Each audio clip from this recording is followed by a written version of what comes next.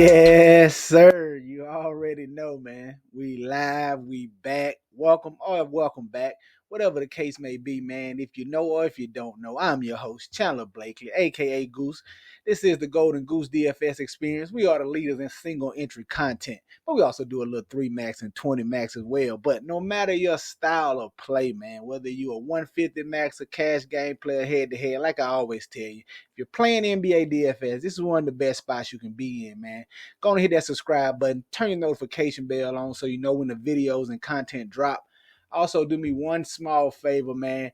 Hit that thumbs up for your boy, man. Let's get the likes up on this video. I appreciate y'all tuning in, and thank you for your time and attendance, all right? Hit that like button for your boy. I appreciate you. This is my starting five series, man, where I bring you 5 plays across the various positions of DraftKings and FanDuel that's going to be in my player pool and just kind of give you a base build or a lineup construction or what could possibly be one of my lineups tonight. So we got that queued up for you. We're going to jump right into it. But as always, we got the lineup review, man. I stay true to my word. I show y'all what I'm playing so you can see how I'm doing, all right? Let's get into it, man. Last night on DK, lost about half of my buy-in. This still keeping it super light. I'm just playing like a couple of single entries on DK. I'm doing like 2 or 3 single entries.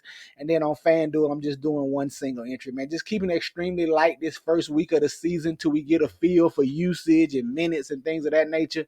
Then we'll start to ramp up next week, get into some of our 20 max stuff. But just a couple of single entries right now. First little week of the season, just try to get a feel for everything. Like I said, lost like half of my buy-in. This was my best lineup. I think it was the $5 single entry right here. It came in 45th place, 276. We got the news that Carrington was starting for the Wizards. So that opened up an interesting value piece alongside Pritchard and Koulibaly. You saw me talk about them in yesterday's video. I was going to be on them heavily. But we got Carrington in there.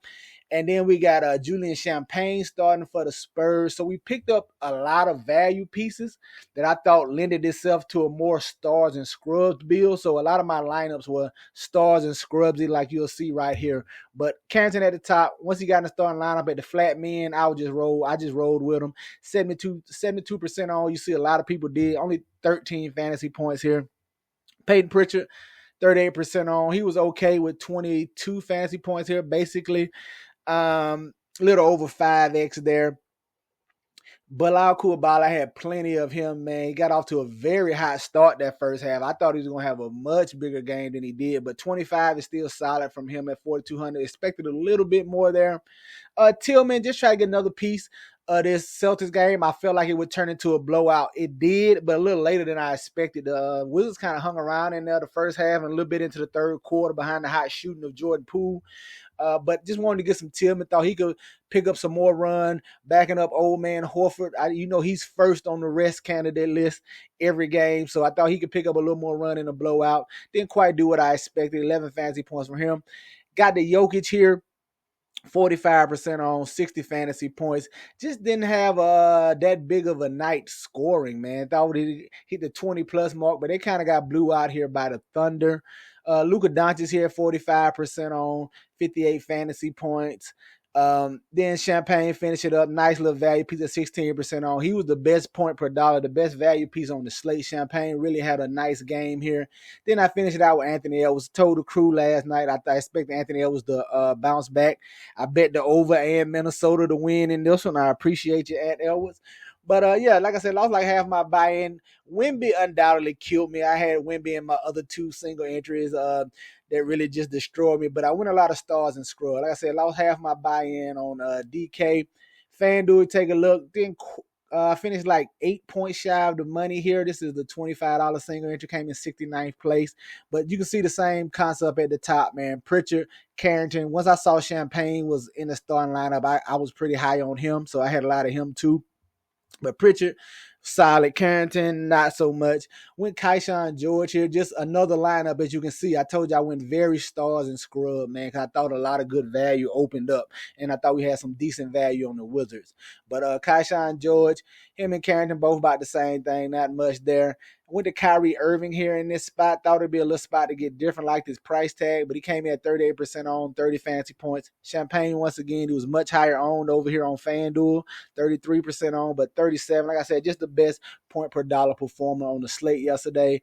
Jaylen Brown, 42% on. Talked about him yesterday as well. I felt like they could go back and forth between him and Tatum. Tatum still put up a solid game. The Celtics just going to be tough night in and night out. But 51 for him, definitely take it. Went right back to my boy Nas Reed. You saw me talk about him yesterday as well. 37 fantasy points for him. He gave a very solid outing. Then I finished it up with Wembanyama and Jokic down here. Both of them kind of let me down, man. Chet Holmgren had the best day of all the centers. Should have got to more of him. Didn't have any of him across my 3 lineups. But like I said, that wraps up the day on DK and FanDuel. Let's get to today's slate. Nice Friday with a 10-gamer here. Got the starting 5 queued up for you. At the top, point guard. Want to look at Jalen Brunson, 8,600. Expect the Knicks to bounce back here in a much better matchup than they had the opening night against the defending champs.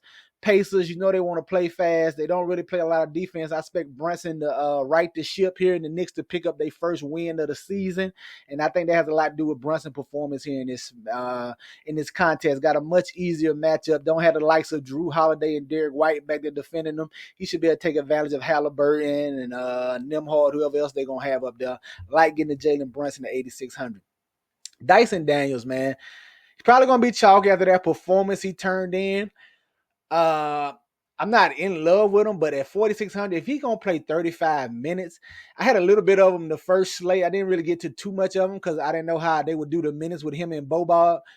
But he just got the bulk of the minutes, man. If he's going to play 35 minutes, especially in this game environment, this Charlotte-Atlanta game environment, I like this game environment. It should be a fast-paced game, a lot of scoring over here.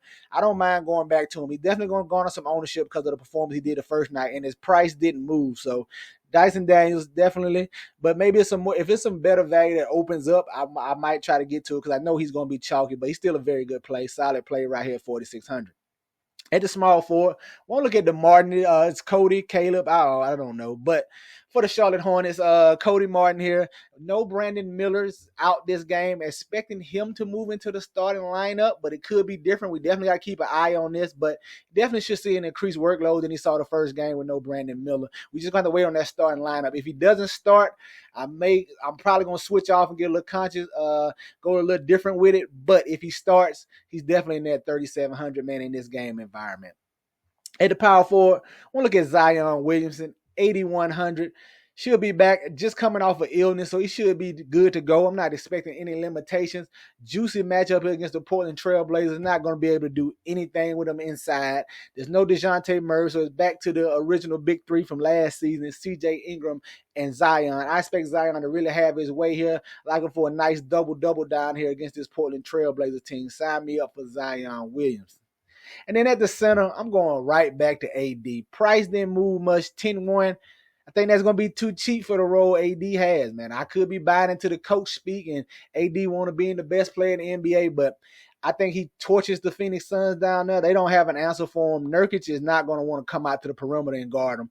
He's good size-wise if AD posts up, but I don't see that happening. I think I see AD bring them out to the three-point line, facing them up, beating them off the dribble. There's no way Nurkic can contain AD down here. I expect another big performance out of me in this spot, man. Sign me up for AD. I like that he's still 10-1. The price did not move over here. Give me some Anthony Davis here, all right? There you have it. Your starting 5 on DK, Jalen Brunson, Dyson Daniels, Cody Martin, Zion Williamson, and Anthony Davis. Let's go look at FanDuel and see what I'm feeling over there, all right? On the FanDuel side, here's your thumbnail. You know I'm staying with Jalen Brunson at the top, 8,800 here in this spot for all the reasons previously stated, man. I think he's going to help carry the Knicks to their first win of the season. I definitely like him in this matchup. Give me Jalen Brunson. At the shooting guard, I don't mind going back to Kelly Oubre, 6,200. Listen, first game out, man, he was solid for us, gave us 21 real life points. He just did nothing in the way of peripherals, man. Had a little tougher matchup against the Milwaukee Bucks. This should definitely be an easier contest for him here going against these Toronto Raptors. I like going right back to Kelly Oubre, man. The playing time should be there. He got a little foul trouble too, so that hindered him a little bit. But I like him here in this spot, man. He should be good to go. I expect a better bounce back as far as peripherals. He can give us that same point output, 20 to 21, 20 to 25 points in there, but just pick up the peripherals for. We need a little more rebounds, assists, some steals here in this spot, which he could do against a bad Raptors team, like getting back to Kelly Oubre. At the small forward, I think he may go overlooked, but I like this price on him over here on FanDuel, 7,300. Now, you saw me talk about Cody Martin should get the start, but Brandon Miller also being out also benefits a guy like Miles Bridges. Now, undoubtedly, LaMelo Ball is still a good play. He's going to get all the ownership, especially off the performance he had the first night. But with no Brandon Miller, man, that's more usage and more shots to go around. And I think Miles Bridges soaks up a lot of that usage and shots, man. We've seen the type of performance he's capable of. This is a great game environment here. I expect the pace to be up and down, push back and forth. I like getting the Miles Bridges at 7,300. I think he can go overlook at a pretty solid price tag on him right here, especially given the matchup. At the power forward, listen, I'm running back out Ben Simmons, man. I played him the first game when I saw he got the start. He was a solid contributor. I think he was like 5,500, 5,400 then. I'm going right back to him if he starts at the center again. He gave you a solid outing last time, filled up the stat sheet. I think it was like 5, 6, and 8. And he played, he only played like 25 minutes, 26 minutes somewhere in there. But if he starts again, man, at this price tag, would you know what Ben Simmons is capable of? If he scores, that's just a bonus. You know what he's going to give us. Rebounds, assists, some steals. If he's playing the center, hope he throws a block in there or two. I'm going back to Ben Simmons if he's in this starting lineup at 5,700, all right?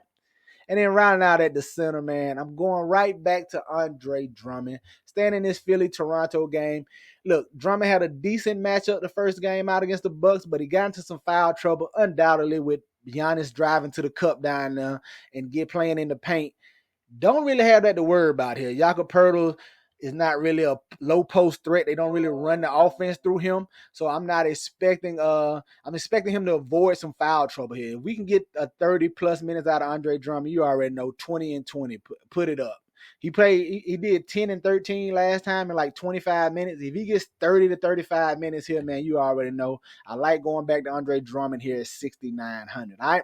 There you have it, man. You're starting 5 on FanDuel. Jalen Brunson, Kelly Oubre, Miles Bridges, Ben Simmons, and Andre Drummond. Y'all know any questions, comments, or concerns, man, leave them below in the comment section or hit me up on Twitter. I'll respond as soon as I get it. All right. Y'all know my motto. Chances make champions. Y'all green up. I'll catch y'all tomorrow, all right? Let's get it.